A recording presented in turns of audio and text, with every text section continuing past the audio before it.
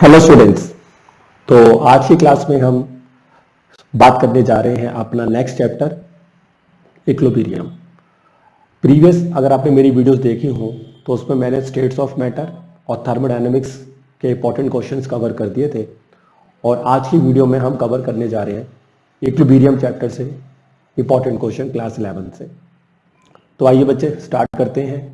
और इसके बाद अभी मेरी आपको 3 वीडियोस और मिलेंगी जिसमें हम एस ब्लॉक, पी ब्लॉक और हाइड्रोकार्बन्स को भी कवर करेंगे।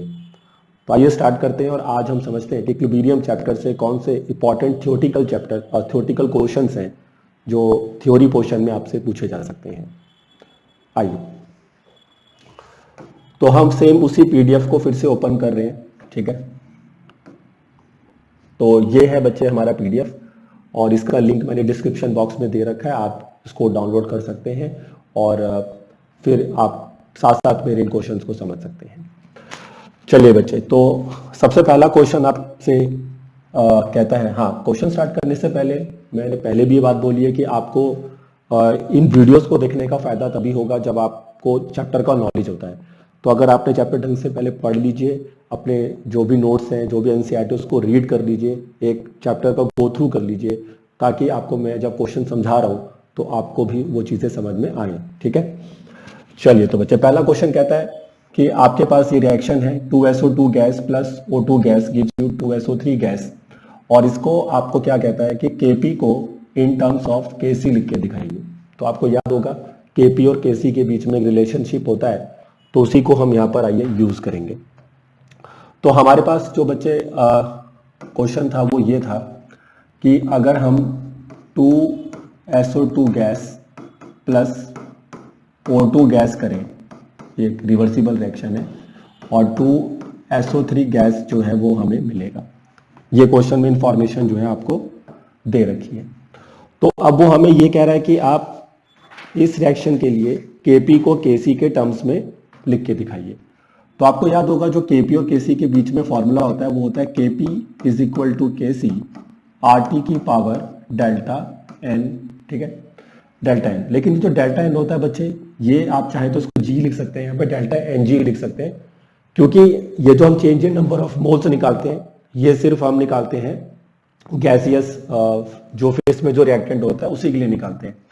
तो अभी जो हमारा रिएक्शन है उसके अंदर जितने भी रिएक्टेंट्स हैं या प्रोडक्ट्स हैं वो सभी के सभी आपके गैसियस फेस में ही है। तो हम सभी के नंबर ऑफ मोल्स को काउंट करेंगे। तो डेल्टा Ng की वैल्यू यहाँ पर होगी बच्चे Np माइनस Nr। Np मतलब होता है total number of moles of products और Nr का मतलब होता है टोटल मोल्स ऑफ रिएक्टेंट्स। तो प्रोडक्ट साइड पर सिर्फ आपका SO3 is a gas in face जिसके 2 मोल्स हैं, और रिएक्टेंट साइड पर अगर आप देखें तो 2 + 1 यानी कि 3 मोल्स हैं, क्योंकि 2 मोल सल्फर डाइऑक्साइड के हैं और 1 मोल किसका है, ऑक्सीजन गैस का है। तो फाइनल आंसर जो बच्चे यहाँ से हमें डेल्टा Ng का मिलेगा वो -1 मिलेगा, ठीक है। तो अगर मैं इसको इसके अंदर पुट कर दूं तो Kp is equal to Kc RT की पावर हो जाएगा -1 और Kp इज इक्वल टू हो जाएगा Kc अपॉन में RT। तो ये हमने Kp को इन टर्म्स ऑफ Kc लिख दिया, और इस एक्सप्रेशन से आप ये भी आइडिया ले सकते हैं कि जो Kp का वैल्यू इसमें होगा वो हमेशा Kc से छोटा होगा इस रिएक्शन के लिए, क्योंकि डेल्टा N की जो वैल्यू होती है अगर 1 से बड़ी आती है तो Kp Kc से ग्रेटर होता है। हमारा जो डेल्टा N है, सॉरी डेल्टा Ng की जो वैल्यू ग्रेटर देन 0 आती है, इसके 3 केस होते हैं बच्चे। डेल्टा Ng अगर ग्रेटर देन 0 होगा तो Kp हमेशा Kc से बड़ा होगा, पहला केस। दूसरा केस होता है कि डेल्टा Ng की वैल्यू लेस देन 0 आ रही है, जैसे हमारे केस में नेगेटिव आ रही है, तो इसी केस में मैंने तभी तो लिखा कि Kp Kc से क्या होगा, छोटा होगा।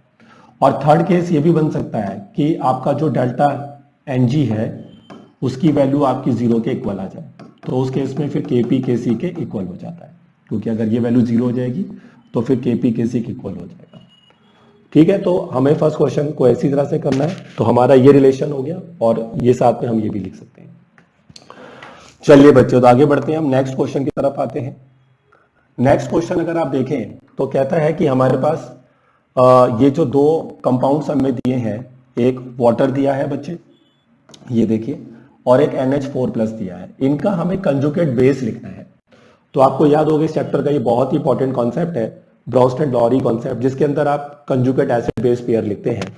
तो जब हमें कंजुगेट बेस लिखना होता है, अगर हम इसका कंजुगेट बेस लिखेंगे तो ऑब्वियस सी बात है इनको हम एसिड की तरह ट्रीट करेंगे।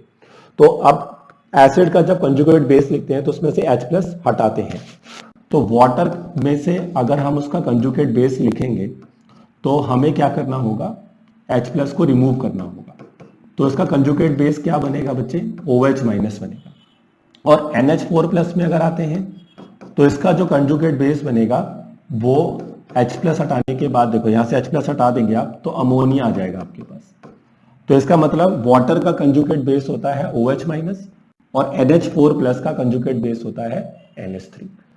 अगर आपको एसिड का कंजुगेट बेस लिखना है तो H+ रिमूव करना है, और अगर किसी बेस का कंजुगेट एसिड लिखना है तो उसको H+ उसमें एक्सेप्ट करना होता है। ठीक है, तो ये आप डेफिनेशन से देख सकते हैं।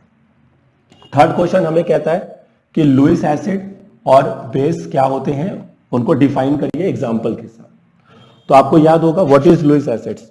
लुईस एसिड्स आर दो species which can accept the lone pair electrons. जो भी लोन पेयर इलेक्ट्रॉन को एक्सेप्ट कर सकता है, आइए थोड़ा समझा देते हैं आपको कि जो भी, अगर हम डेफिनेशन लिखना चाह रहे हैं किसकी, लुईस एसिड की, तो लुईस एसिड्स हमारे लिए बच्चे वो स्पीशीज होते हैं, species which can accept lone pair electrons.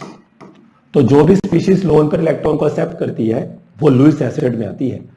तो इसके अंदर आपके एक तो सारे के सारे कटायन आ जाएंगे सॉरी, इसमें तो सारे के सारे आपके कटायन आ जाएंगे। ठीक है, कटायन में जैसे कि आपके हो गए H+, ठीक है, अभी पीछे आपने देखा NH4+, ठीक है, तो जितने भी कटायंस हो सकते हैं, ठीक है, तो H+ हो गया, NH4+ हो गया, Na+ हो गया, तो ये सब हमारे लिए एक तरीके से लुईस एसिड्स का काम करते हैं।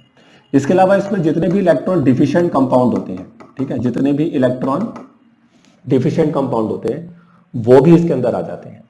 तो इलेक्ट्रॉन डिफिशिएंट कंपाउंड्स में जैसे कि बोरोन के इलेक्ट्रॉन डिफिशिएंट कंपाउंड्स होते हैं BF3, BCl3, है ना, इसके अलावा एल्यूमिनियम का AlCl3, तो ये सब भी हमारे लिए एक तरीके से लुईस एसिड्स का काम करते हैं। ठीक है, तो ये कुछ एग्जांपल्स हैं आपके पास।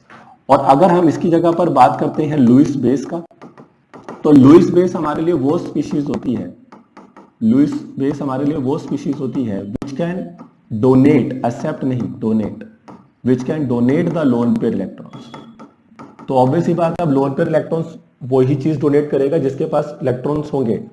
तो इसमें एक तो सारे के सारे अनाइंस आ जाते हैं, जैसे Cl-, OH-, Cn-, Cl-, ये सब आप ले सकते हैं। ठीक है, ये मैंने रिपीट कर दिया।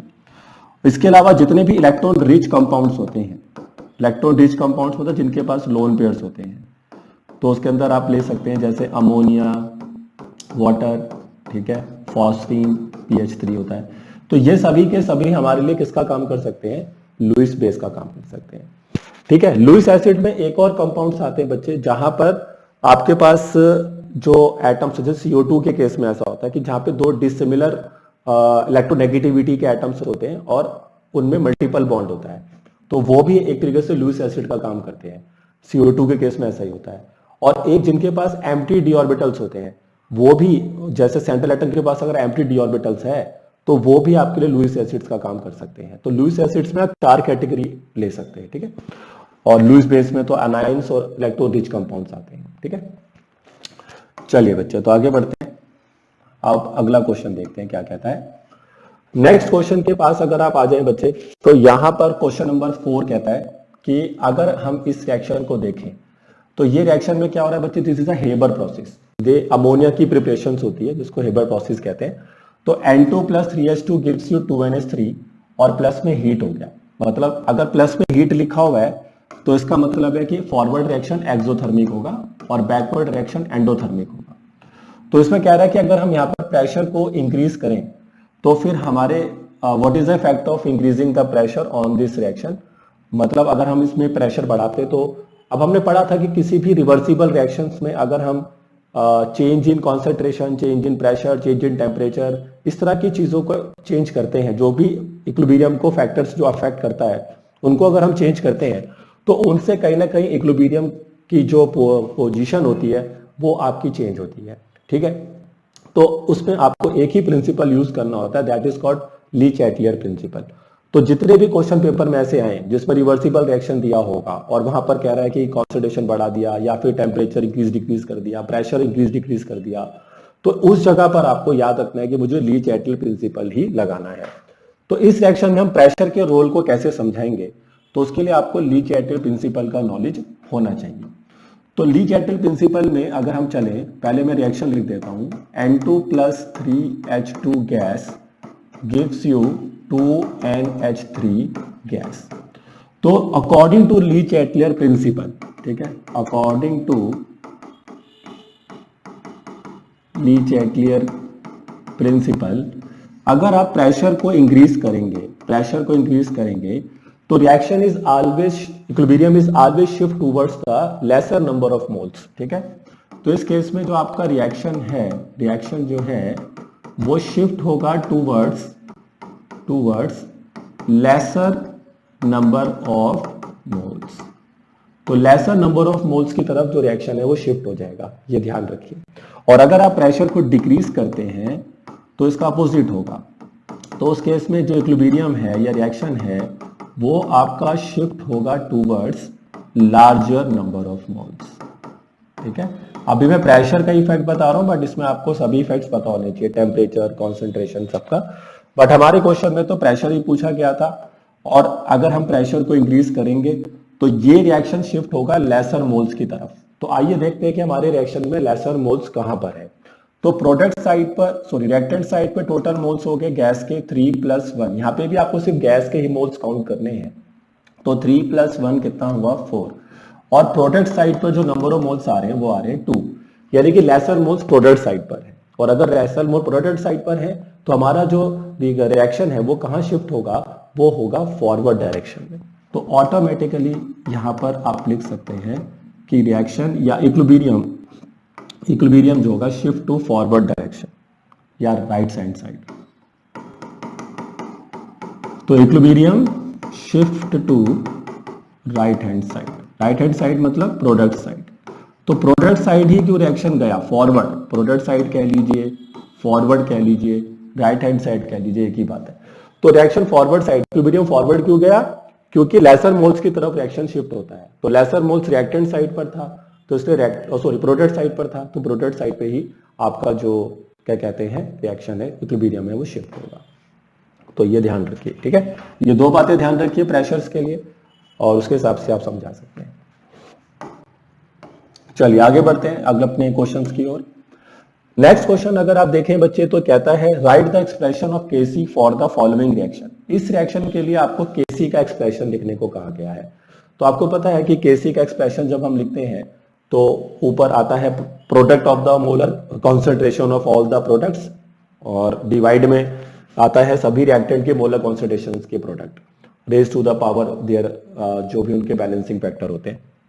तो अगर हम यहाँ पे ध्यान से देखें तो हमें केसी को लिखते वक्त इस बात का ध्यान रखना होता है कि जब हम केसी की एक्सप्रेशंस को लिख रहे हैं तो वहां पर जो भी चीजें लिक्विड या फिर सॉलिड स्टेट में होती हैं, जो प्योर लिक्विड्स और प्योर सॉलिड्स होते हैं, उनका जो आपका कॉन्सेंट्रेशन होता है वो हम कांस्टेंट एज्यूम करते हैं, क्योंकि उनकी कॉन्सेंट्रेशन में ज्यादा चेंजेस नहीं होते ड्यूरिंग द रिएक्शन, इसलिए उनको केसी के एक्सप्रेशंस में नहीं लिखा जाता है।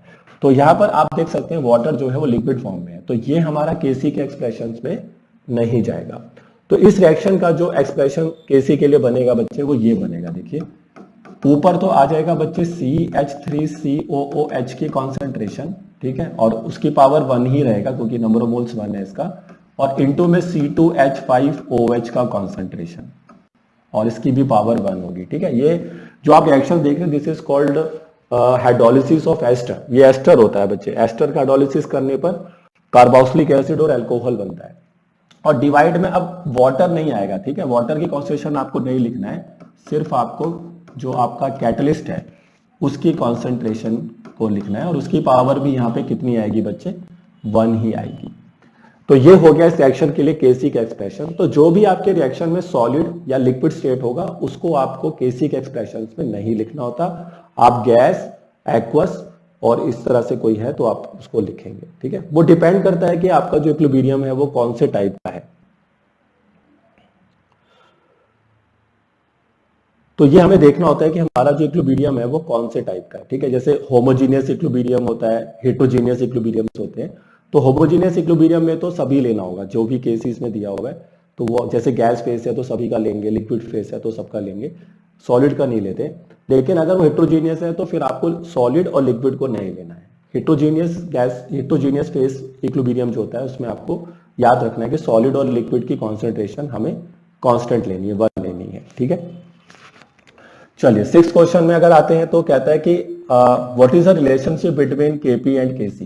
केपी और केसी के बीच में क्या रिलेशनशिप होता है, ये एक आपसे पूछा जा रहा है।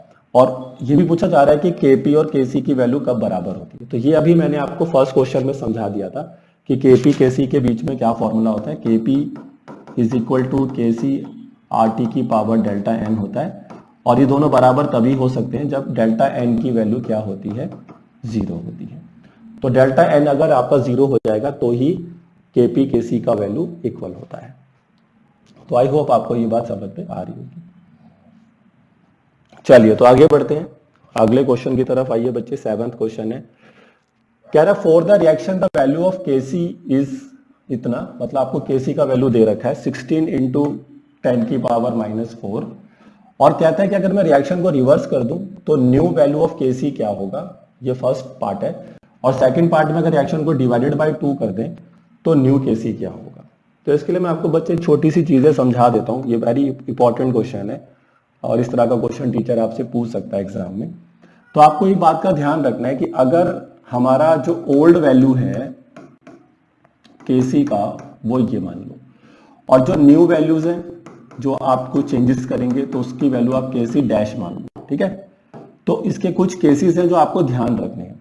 अगर आपने रिएक्शन को रिवर्स कर दिया तो याद रखिए जो नया केसी होता है वो पुराने केसी का रेसिप्रोकल होता है, ठीक है। याद रखना कि जब भी आप रिएक्शन को रिवर्स करोगे तो new value of Kc is reciprocal of the old value. अगर आपने अपने रिएक्शन को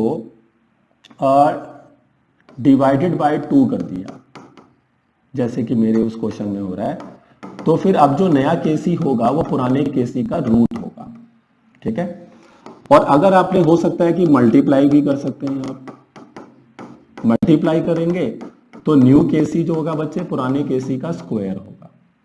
और अगर आपने अपने रिएक्शन को 2 पार्ट्स में डिवाइड कर दिया, एक नया, जैसे कि आपने 2 रिएक्शंस बना दिए एक ही रिएक्शन के, ठीक है। वो जब हम किसी रिएक्शन का मैकेनिज्म लिखते हैं तो वहां पर ऐसा होता है। तो वहां पर आपके 2 नए कांस्टेंट्स आ जाएंगे K1 और K2। तो अब जो आपका नया केसी होगा वो दोनों का प्रोडक्ट होगा। मतलब फर्स्ट रिएक्शन का इक्विलिब्रियम है K1, दूसरे स्टेप में जो रिएक्शन हुआ उसका K2 है, तो दोनों को मल्टीप्लाई करेंगे तो ओवरऑल रिएक्शन का इक्विलिब्रियम आ जाता है, मतलब केसी की वैल्यू आ जाती है। और इनको जरूरी नहीं कि अब टीचर आपको यहाँ पे 2 ही देगा, तो आप इसको अगर जनरलाइज कर देंगे, मान लो कि आपने उसको किसी n नंबर से डिवाइड कर दिया, ठीक है, अपने रिएक्शन को किसी भी n वैल्यू से डिवाइड कर दिया, तो नया केसी जो होगा बच्चे वो पुराने केसी का कितना पावर होगा, 1/n, ऐसे याद रखिए। और अगर आपने किसी नंबर से मल्टीप्लाई कर दिया, n नंबर से मल्टीप्लाई कर दिया, तो नया केसी जो होगा बच्चे वो पुराने केसी की पावर होगी n। तो इसी वजह से मैंने यहाँ पर जब मेरा n 2 होगा, है ना, अगर मैं n की जगह पे 2 एज्यूम कर लूं तो फिर 1/2 बनेगा, तो 1/2 का मतलब स्क्वायर रूट हो जाएगा। और अगर यहाँ पे 2 रखूंगा तो स्क्वायर हो जाएगा। तो ज्यादातर क्वेश्चन तो 2 पे ही आते हैं, लेकिन जरूरी नहीं है, टीचर आपको कोई और वैल्यू भी दे सकता है। तो ये आप चीजें ध्यान रखिए। तो बस अब ये लॉजिक आप उस क्वेश्चन के अंदर लगा दीजिए तो आपका आंसर आ जाएगा। तो हमारे क्वेश्चन में क्या हो रहा था बच्चे, उसने क्या बोला था, क्वेश्चन ये रहा। तो रिएक्शन को रिवर्स कर दिया, तो अब नया केसी जो होगा, इस केस में नया केसी जो होगा बच्चे पुराने केसी का रेसिप्रोकल होगा, 16 इंटू 10 की पावर -4। ये फर्स्ट पार्ट का आंसर होगा। और सेकंड पार्ट में उसने डिवाइडेड बाय 2, तो न्यू केसी जो होगा बच्चे पुराने केसी का स्क्वायर रूट होगा, ठीक है। तो इसका स्क्वायर रूट सीधा आ रहा है 4 इंटू 10 की पावर -2, और ये आप डिवाइड कर लेंगे, ठीक है। तो इस तरह से आप 7 क्वेश्चन को बना सकते हैं। चलिए बच्चों, तो आगे बढ़ते हैं, नेक्स्ट क्वेश्चन देखते हैं। क्वेश्चन नंबर 8 कहता है कि अगर QC KC से छोटा है, आपको याद होगा आपने पढ़ा था रिएक्शन कोशेंट, तो रिएक्शन कोएफिशिएंट होता है, इक्विलिब्रियम कांस्टेंट होता है, दो चीजें होती है। इन दोनों में डिफरेंस ये होता है कि दोनों को निकालने का फॉर्मूला तो सेम ही होता है, लेकिन क्यूसी हम तब फाइंड करते हैं जब रिएक्शन इक्विलिब्रियम स्टेट पे नहीं होता है। मतलब क्यूसी को निकालने के लिए जो आप मोलर कॉन्सेंट्रेशंस लिखते हैं रिएक्टेंट प्रोडक्ट्स की, वो इक्विलिब्रियम स्टेट की नहीं होती है, लेकिन जब हम इक्विलिब्रियम पे पहुंच जाते हैं तब हम केसी निकालते हैं। तो फिर हम क्यूसी केसी को कंपेयर करके ये पता लगाते हैं कि हमारा जो रिएक्शन है वो किस डायरेक्शन में मूव करना चाहेगा ताकि वापस इक्विलिब्रियम को अचीव किया जा सके। तो यदि आपका क्यूसी केसी से क्या आता है बच्चे, छोटा आ जाता है, तो आपको क्यूसी की वैल्यू को बढ़ाना पड़ेगा, है ना भाई। अगर क्यूसी की वैल्यू केसी से छोटी है और मैं चाहता हूं कि इक्विलिब्रियम अचीव हो जाए, तो we have to increase the QC, और क्यूसी को बढ़ाने के लिए हमें प्रोडक्ट की कॉन्सेंट्रेशन को बढ़ाना होगा, क्योंकि Qc is directly proportional to concentration of the products. तो प्रोडक्ट की कॉन्सेंट्रेशन बढ़ेगी तो ही आपका क्यूसी बढ़ेगा, और क्यूसी बढ़ेगा तो वापस केसी के इक्वल हो जाएगा। तो रिएक्शन कहां जाना चाहिए, फॉरवर्ड, क्योंकि रिएक्शन फॉरवर्ड जाएगा तभी तो प्रोडक्ट की कॉन्सेंट्रेशन बढ़ेगी। तो इस क्वेश्चन का आंसर होगा रिएक्शन जाएगा फॉरवर्ड डायरेक्शन। तो याद रखिए, अगर क्यूसी केसी से छोटा है तो रिएक्शन फॉरवर्ड जाता है, क्यूसी केसी से बड़ा है तो रिएक्शन बैकवर्ड आता है, और दोनों बराबर है तो रिएक्शन कहीं नहीं जाएगा, इक्विलिब्रियम पर ही रहेगा। ठीक है, this is very important question. 9th question है, right the expression for of KSP for Ag2CrO4। ये हमें कोई सॉल्ट दे रखा है, स्प्रैंगली सोलेबल सॉल्ट है, ये आपने पढ़ा होगा सॉल्बिलिटी प्रोडक्ट। तो उसका एक्सप्रेशन लिखना है हमारे को, तो पहले हमें इस सॉल्ट को डिसोसिएट करना होगा। ठीक है, तो आइए देखते हैं कि ये सॉल्ट जो है बच्चे डिसोसिएट कैसे होगा। तो ये केएसपी से क्वेश्चन आते ही आते हैं बच्चे, क्योंकि ये काफी इंपॉर्टेंट टॉपिक है। तो हमें जो सॉल्ट दे रखा था वो था Ag2CrO4 सॉलिड, और जब मैं इसको क्या करूंगा, डिसोसिएट करूंगा, तो कटाइंस और अनाइंस इसके क्या बनेंगे। तो Ag सिल्वर होता है और ये CrO4 जो है ये क्रोमियम का एक ऑक्साइड है। तो यहां पर आपका जो डिसोसिएशन होगा उसमें 2 Ag प्लस बनेंगे बच्चे, ठीक है, और प्लस में ये पूरा अनायन होगा आपका, तो ये बनेगा CrO4 2 नेगेटिव, क्योंकि जितना पॉजिटिव चार्ज होना चाहिए उतना ही नेगेटिव चार्ज होना चाहिए। ठीक है, तो ये डिसोसिएट करना आता ही होगा सबको कि सॉल्ट को कैसे डिसोसिएट किया जाता है, तो ये आई होप आपको समझ में आ रहा होगा। तो बस अब इससे आप केएसपी का एक्सप्रेशन इसके लिए लिख सकते हैं। तो वो वैल्यू आपको क्या मिलेगी, Ag प्लस की कॉन्सेंट्रेशन की पावर 2 और CrO4 2 नेगेटिव की कॉन्सेंट्रेशन की पावर 1। तो नीचे ये नहीं आएगा क्योंकि सॉलिड स्टेट में है, कई बच्चे गलती कर देते हैं, नीचे Ag2CrO4 भी लिख देते हैं, जो कि गलत होगा यहाँ पे, क्योंकि सॉल्ट ये सॉलिड स्टेट में है ना, तो इसकी कॉन्सेंट्रेशन 1 ली जाएगी। तो जब हम केएसपी का एक्सप्रेशन लिखते हैं तो सिर्फ कटायन और अनायन का कॉन्सेंट्रेशन की पावर देखते हैं, जितना भी उनका जो बैलेंसिंग फैक्टर होता है उसको पावर में कन्वर्ट करते हैं। तो पहले सॉल्ट को डिसोसिएट करिए और सिर्फ कटायन और अनायन पे फोकस करिए। ठीक है, चलिए बच्चे, चलिए तो आगे बढ़ते हैं और अगले क्वेश्चन पर आते हैं फटाफट।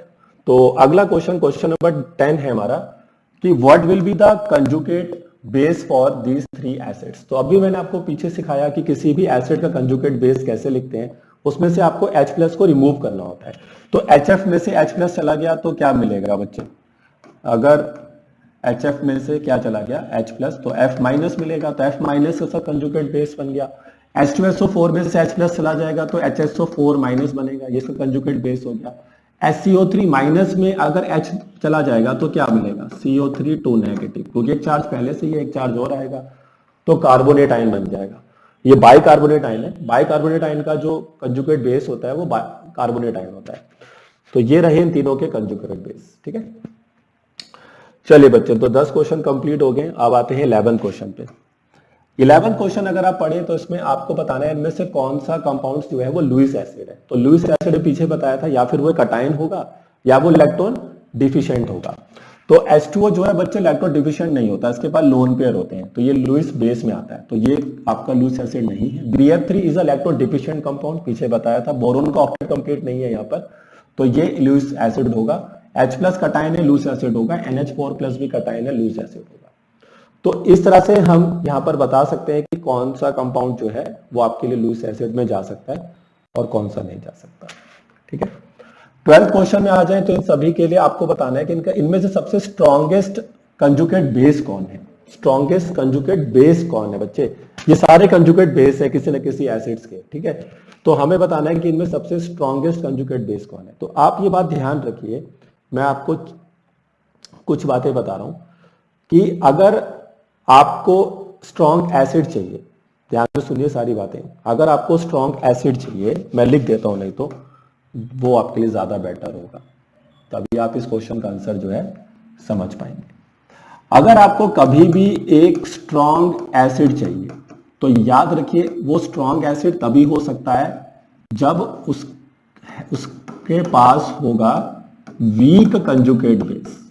आ रही बात समझ में? कोई भी एसिड स्ट्रॉन्ग तभी होता है जब उसका वीक कंजुगेट बेस होता है।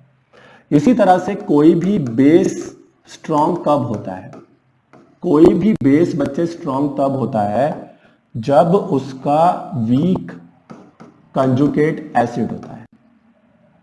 ठीक है, वीक कंजुगेट, सॉरी यहां मैंने गलत लिख दिया, वीक कंजुगेट बेस होता है, क्योंकि एसिड तो कंजुगेट बेस बनाएगा ना। ठीक है, करेक्शन कर ले बच्चे, स्ट्रॉन्ग एसिड वो होगा जिसका वीक कंजुगेट बेस होगा, और स्ट्रॉन्ग बेस कौन होगा? जिसका वीक कंजुगेट एसिड होगा। ठीक है, अब मेरे को अगर वीक एसिड चाहिए तो वीक एसिड के लिए उल्टा कर दो, उसका स्ट्रॉन्ग कंजुगेट बेस होगा, स्ट्रॉन्ग कंजुगेट बेस होगा। जिस भी एसिड का जो बेस बनेगा ना, कंजुगेट बेस बनेगा, वो स्ट्रॉन्ग है अगर, तो आप समझ जाए वो एसिड वीक था। और ऐसे ही अगर मुझे वीक बेस चाहिए तो वो बनाता है बच्चे यहां पे स्ट्रॉन्ग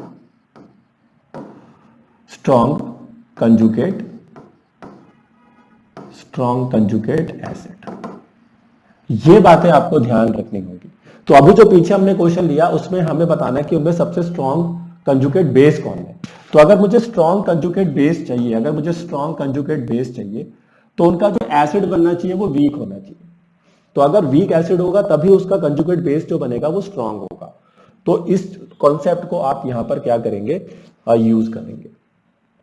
ठीक है, तो बस अब अगर उस क्वेश्चन में वापस आए और देखें जरा कि वहां पर वीक एसिड कौन बनाएगा, तो अब अगर मुझे इन सबके एसिड बनाने तो मुझे इन सबको H+ वापस देना होगा, क्योंकि सभी बेस है ना, तो बेस H+ एक्सेप्ट करता है। तो अगर इसको H+ दूंगा तो ये क्या बना लेगा? CH4, है ना। इसको सोचो H+ मिल गया तो ये क्या बना लेगा? CH4। इसको H+ मिल जाए तो ये अमोनिया में बदल जाएगा, NH3 बन जाएगा। इसको H+ मिल गया तो ये वाटर बन जाएगा। इसको H+ मिल जाए तो ये HF बन जाएगा। तो अब मुझे बताना है कि इन चारों में से कौन सा एसिड वीक एसिड है, क्योंकि जो एसिड, जिसका भी एसिड बच्चे वीक होगा, जो बातें मैंने पीछे बताई थी, जो भी इनमें सबसे वीक एसिड होगा उसी का कंजुगेट बेस क्या होगा? स्ट्रॉन्ग होगा। ठीक है, तो इन सब में जो वीक एसिड है बच्चे वो CH4 है। तो CH4 में कहां टेंडेंसी होती है कि वो H+ को रिलीज कर सके? नॉन पोलर है ना, तो इसमें कोई टेंडेंसी, इलेक्ट्रोनेगेटिविटी का कुछ खास रोल भी नहीं है। आपने पढ़ा भी होगा एल्केन्स वीकर एसिड्स में आते हैं, बहुत ज्यादा वीक एसिड्स में आते हैं, तो इसलिए इसका आंसर आपको देना है CH4। तो आई होप मेरी बात आपको समझ में आ रही होगी कि कैसे पता लगाया जाता है कि वो स्ट्रॉन्ग कंजुगेट बेस है या उसका वीक कंजुगेट बेस है। आप इनसे ये भी पता लगा सकते हैं कि किसका एसिड स्ट्रॉन्ग होगा, किसका एसिड वीक होगा, ये सब चीजें भी आप पता लगा सकते हैं। 13 क्वेश्चन कहता है कि इनको इंक्रीजिंग ऑर्डर ऑफ पीएच लगा दो। ये कुछ सॉल्ट हमें दिए, सारे सॉल्ट हैं, और इन सॉल्ट को हमें क्या करना है? हमें इनका इंक्रीजिंग ऑर्डर ऑफ पीएच लगाना है। अब इंक्रीजिंग ऑर्डर ऑफ पीएच लगाने का मतलब हुआ increasing order of basic character, क्योंकि जितना ज्यादा बेसिक कैरेक्टर बढ़ेगा उतना ज्यादा पीएच भी उसका होगा। तो ऐसा करने के लिए पहले हमें इनको, ये सारे सॉल्ट हैं तो इनका हाइड्रोलिसिस करिए, ताकि आपको ये पता लग सके कि जब ये वाटर में डिसॉल्व होंगे तो ये कौन सा एसिड और कौन सा बेस बनाएंगे। तो अगर KNO3 को अगर वाटर में डाला जाए तो देखो लॉजिक क्या है, ये K+ होगा NO3 माइनस, ये CH3OO minus, CH3CO minus Na+ होगा, ये NH4+ Cl माइनस होगा, ये Na+ Cl माइनस होगा। इन सबका रिएक्शन आपको वाटर के साथ करना है ताकि आप इनके द्वारा दिया गया एसिड और बेस का आइडिया ले सकें।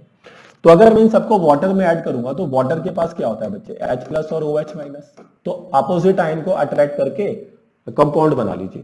तो अगर ये वाटर में जाएगा तो K+ OH माइनस के साथ जाएगा, यानी कि ये हमें एक तो देगा KOH एज अ बेस, और ये हमें एसिड के रूप में कौन देगा? HNO3।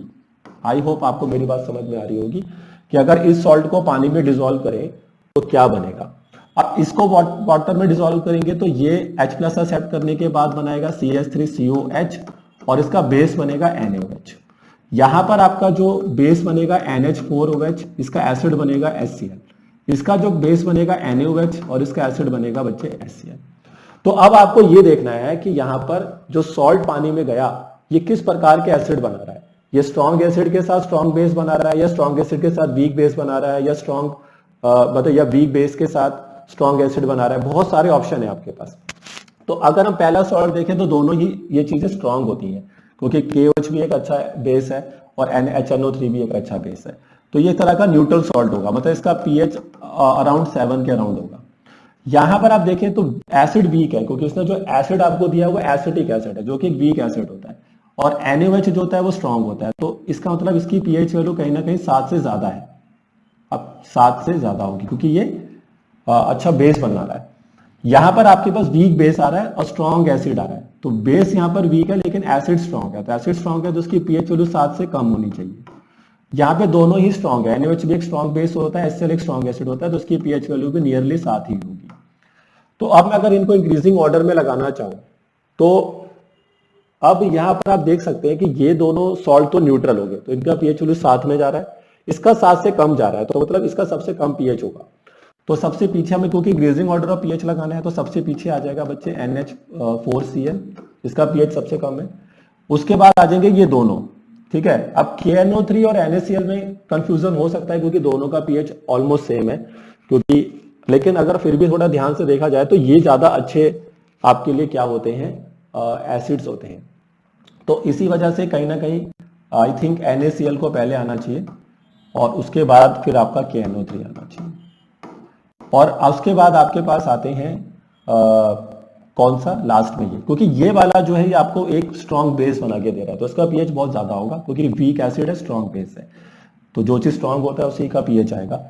तो CH3COONa का यहाँ पर सबसे अच्छा pH वैल्यू, सबसे ज्यादा pH वैल्यू होगी।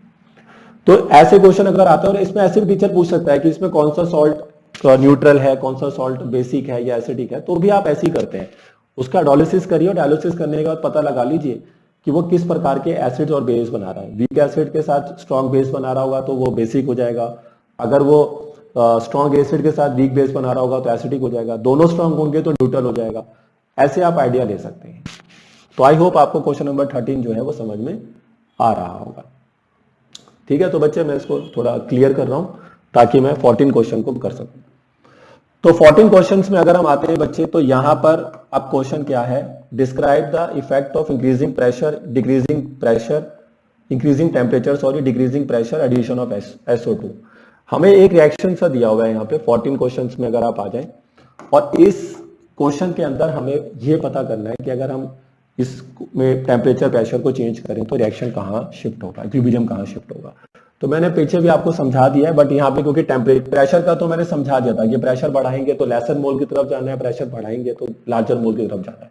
बट टेम्परेचर में आपको ध्यान रखना है कि if you increase the temperature according to Le Chatelier principle, temperature बढ़ाने से रिएक्शन हमेशा एंडोथर्मिक साइड जाता है और टेम्परेचर के घटाने से रिएक्शन हमेशा एक्सो साइड जाता है। ये आपको ध्यान रखना है, खाली बस ये दो बातें ध्यान रखिए कि टेम्परेचर बढ़ा दिया तो रिएक्शन कहां जाएगा, एंडो साइड जाएगा, क्योंकि टेम्परेचर बढ़ाया तो हीट ज्यादा आ गई रिएक्टेंट के पास तो उसको एब्जॉर्ब करना होगा, तो एंडोथर्मिक में जाता है। इसी तरह से टेम्परेचर घटाओगे तो रिएक्शन एक्सो साइड जाता है। तो अगर मैं देखूं तो यहाँ पे प्लस हीट लिखा हुआ है, तो मतलब फॉरवर्ड रिएक्शन एक्सो हो गया, बैकवर्ड आपका एंडो हो गया। तो मैंने यहाँ पर टेम्परेचर को बढ़ाया है, तो बढ़ाया है तो मैं कहां जाऊंगा, एंडो साइड, यानी कि फर्स्ट केस में रिएक्शन बैकवर्ड जाएगा, इक्विलिब्रियम जो है वो बैकवर्ड डायरेक्शन में शिफ्ट हो जाएगा। तो आप ऐसे समझा देना, according to Le Chatelier principle temperature बढ़ाया रिएक्शन एंडो साइड जाएगा तो बैकवर्ड जाएगा। डिक्रीजिंग प्रेशर कर दिया, प्रेशर के डिक्रीज करने से रिएक्शन हमेशा लार्जर मोल्स की तरफ जाता है। तो यहाँ पे ज्यादा मोल्स कहां पर है, ज्यादा मोल्स हैं आपके रिएक्टेंट साइड पे, क्योंकि इधर 2 और इधर 1 मोल है, तो 2 + 1 यहाँ पे 3 मोल हो गए, इधर आपका 2 ही मोल है, तो ज्यादा मोल्स है रिएक्टेंट साइड पे। तो प्रेशर घटाने से रिएक्शन जाता है लार्जर मोल्स की तरफ, और लार्जर मोल्स की तरफ अगर रिएक्शन जाएगा तो यहां पर भी आपका आंसर होगा बैकवर्ड। ठीक है, यहां पे भी इक्विलिब्रियम बैकवर्ड शिफ्ट हो रहा है, ऊपर भी इक्विलिब्रियम बैकवर्ड ही शिफ्ट हो रहा है। एडिशन ऑफ SO2, अगर मैं यहां पर SO2 गैस को और ऐड करता हूं तो SO2 को ऐड करने का मतलब हुआ कि आपने वहां पर रिएक्टेंट की कॉन्सेंट्रेशन बढ़ा दी, और रिएक्टेंट की कॉन्सेंट्रेशन अगर आप बढ़ाते हैं बच्चे तो रिएक्शन हमेशा फॉरवर्ड जाता है according to Le Chatelier principle. ठीक है, ली चैटल प्रिंसिपल देखो ये सिंपल सा कॉन्सेप्ट है कि जो भी चेंजेस आप अपने इक्विलिब्रियम पर करनेंगे तो रिएक्शन अपने आप को इस तरह से मूव करता है ताकि आपके द्वारा किया गया जो चेंज है वो आपका जो द्वारा जो चेंज है उसको रिड्यूस किया जा सके ताकि रिएक्शन वापस इक्विलिब्रियम को अचीव कर सके। तो अब मैं कॉन्सेंट्रेशन राइट हैंड की बढ़ाऊंगा तो मुझे घटानी पड़ेगी, घटाने के लिए मुझे उसको फॉरवर्ड भेजना पड़ेगा, तो इसलिए रिएक्शन फॉरवर्ड जा रहा है, प्रोटेक्ट साइड पे जाएगा। तो ये भाई 100% है, मतलब इस तरह का क्वेश्चन आपको पेपर में जरूर आने वाला है जहां पर आपको ली-चार्टेड प्रिंसिपल का यूज करना होगा।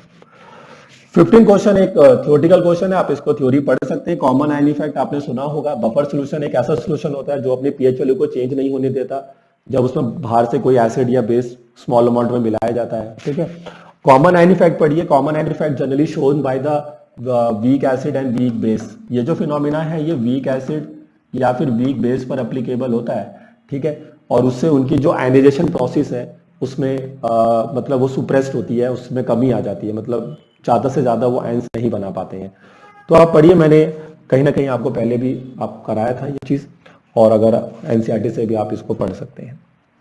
16 क्वेश्चन में कह रहा है कि Kb फॉर NH4OH इज 1.8 10 की power 5 and for CH3NH2 is 4.4 10 की पावर -4। तो which of them is a strong base. अब आपसे पूछ रहा है कि इन दोनों में से कौन स्ट्रॉन्ग बेस है। तो ऑब्वियस ही बात है, ये जो Kb है ये इसका आयनाइजेशन कांस्टेंट है वीक बेस का।